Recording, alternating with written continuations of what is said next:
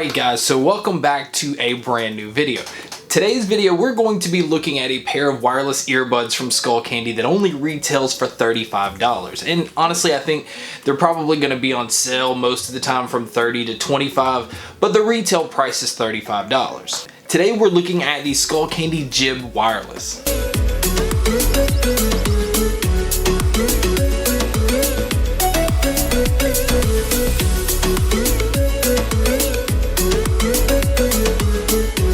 Okay, so we're gonna start off with accessories, which really won't take long. In this little baggie is the small size earbud tips. Ones that come on it I found work perfectly. It's more like to medium to large size. And that's it. You get 2 pair of ear tips. Also, the micro USB cable you get is, well, that's it. That's how big it is. Everything about this just screams simple, small. They're not doing anything over the top. They're trying to keep it down to why you're paying $35. All right, so this is the earbuds themselves. As you can tell, it's really, really small. It does have this really big looking anchor. Again, this is important because this is where your battery sits. You get 6 hours of battery life, so it's not really long, which most earbuds now seem to run about 10 hours. So 6 hours for something that retails for $35 is really good. As you can see in here, there is your micro USB port for charging. Again, when this is on your neck, this is what weighs in the back to kind of keep everything together. Now, I did notice there was no movement at all. They stayed in your ears very easily, and there's really the simplicity of it I actually like. But going on to that, it's also part of the simplicity I didn't like. As you can see right here, this is your one button. This is all you're getting is one button to answer calls, play, pause, skip, everything.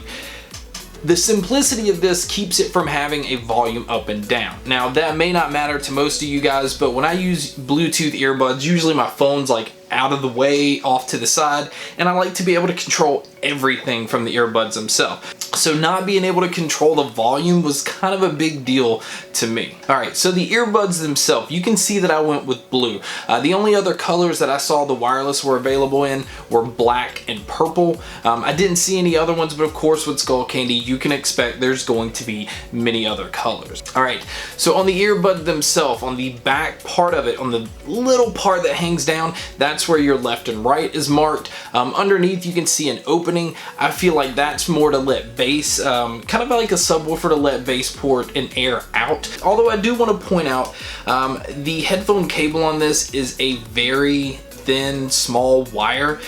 So as far as kids or somebody that is really active, I can see that maybe that's going to tear over time, especially pulling out right here. I just prefer the flat cables.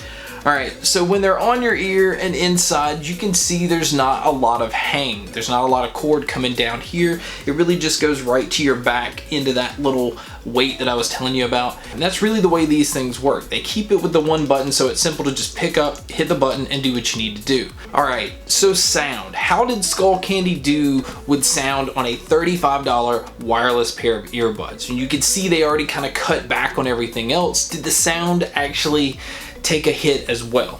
Well, it all depends. If you're looking for bass, then no, these things did not take a hit at all. The bass is really forward, really punchy. It's just really thick. It gives you a warm sound signature. It's not necessarily muddy, but bass does overpower everything else. So your mids and treble is there, but again, it kind of takes a backseat to bass. And again, some people may want that sound signature, but somebody that's wanting something that is, I don't want to say more accurate, because if you're buying Skullcandy, you're not going for like a studio sound or a flat sound signature. You're just not. If you're a consumer looking for something, if you really want bass, if you're wanting to work out and want something to give you energy and really just pump you up while you're working out, then this is what you're looking for. But if you're somebody that likes bass, but also likes to hear the mids and the trebles come forward, that's where I would say that maybe these aren't for you. As far as soundstage goes, because of the bass being really upfront and really punchy, it's not an extremely open soundstage. A lot of it feels more condensed and more closed into your ears, but they are in-ears. I have had in-ears that do give you really good sound separation, and the Skullcandy Jib doesn't hit that mark. But again, we're talking about a $35 pair of wireless earbuds, and I think for $35, this is probably one of the best $35 pair of wireless earbuds I've heard yet. But would it be my everyday earbuds? No. I felt like if I was going to use these to work out, they'd be perfect. If you're looking for a throwaway wireless pair of earbuds, something you can just take to the gym, throw it in the car, throw it in your bag, and you know, not necessarily have to worry about it because you can see that this just gets down to nothing. These are perfect, and I think that there's a market for these. I think the sound signature of these is very popular considering what everybody, the mainstream music scene tends to lean towards, because they were fun to listen to. So I think for $35, you know, you really can't miss on these. So anyway, guys, that is my quick review of the Skullcandy Jib Wireless. I highly recommend them for 35 bucks. So thank you guys so much for checking out this video. Thank you guys so much for checking out all the other videos. And as always, guys, make sure to stay tuned for more.